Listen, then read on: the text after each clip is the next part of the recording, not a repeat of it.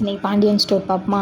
பார்க்குறதுக்கு முன்னாடி சேனலை சப்ஸ்கிரைப் பண்ணிக்கோங்க, வீடியோவை லைக் பண்ணிக்கோங்க. வாங்க வீடியோக்குள்ளே போகலாம். என்ன நடக்குதுன்னு பார்த்தீங்கன்னா, நம்ம பழனிவேலுக்கு சொத்து கொடுக்காத பிரச்சனை தான் நடந்துக்கிட்டு இருக்குது. அப்போ பார்த்தீங்கன்னா, அவங்க அண்ணனே தம்பிக்கு சொத்து இல்லை, நீ வீட்டை விட்டு வெளியில் போயிடுறா, அப்படியே கோமதி முந்தானியை பிடிச்சிட்டு போனேல அவகிட்டே போயிடுறா, ஒட்டுண்ணி பையில அப்படி இப்படின்னு திட்டுறாரு. திட்டினோனையுமே என்ன நடக்குதுன்னு பார்த்தீங்கன்னா, எய்த்தாப்பில் கோமதிகிட்ட போய் சொல்லி கோமதி சண்டைக்கு வந்திருக்காங்க.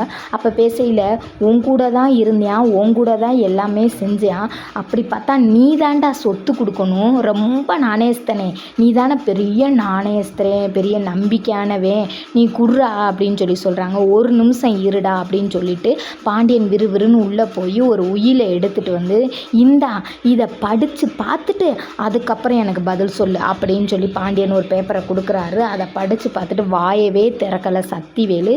திறக்காமல் அப்படியே நிற்கிறாரு. என்ன வாயடைச்சு போய் நிற்கிற, தெரியுதா நான் யாருன்னு? சொல்கிறதுலாம் பெரிய நம்பிக்கை கிடையாதுடா, பேசணும் அதுதான் நம்பிக்கை அப்படின்னு சொல்கிறேன். அவன் என் மச்சனை இல்லைடா, என் மயன்டா, எல்லாத்துக்குமே தெரியும், நான் என் மூத்த மயன் மாதிரி தான் அவனை நினச்சிருக்கேன். நீ சொல்கிற, நான் சொல்லக்கூடாது, நான் செயலில் காட்டணும்னு சொல்லி தான் அவன் பேருக்கு நாங்கள் முதலையே நான் என் மயங்களுக்கு எந்த காலத்துலேயும் சொத்து பிரச்சனை வராது, அப்படியே என் பிள்ளைய சொத்து பிரச்சனை பண்ணாலும் எங்கள் மாமான்னு சொல்லுவாங்களே ஒழிய அவருக்கு கொடுக்காதீங்கன்னு சொல்ல மாட்டாங்க என் பிள்ளைய அப்படின்னு சொல்கிறாரு. என்னடா உங்களுக்கு எதுவும் பிரச்சனை? நம்ம மாமாவுக்கு கொடுக்கலனா தான் பாப்பா பிரச்சனை, நம்ம மாமாவுக்கு கொடுத்தா பிரச்சனை இல்லைப்பான்றாங்க, என் பிள்ளைகளை பார்த்துக்கடா அப்படின்னோடனே அப்புறம் சொந்த பயங்கரமாக வருது. 2 பேருமே இதைத்தான் பேசிக்கிட்டே இருக்காங்க. அப்புறம் நீங்கள் போங்க மாமா நான் வரேன் அப்படின்னு சொல்கிறாங்க.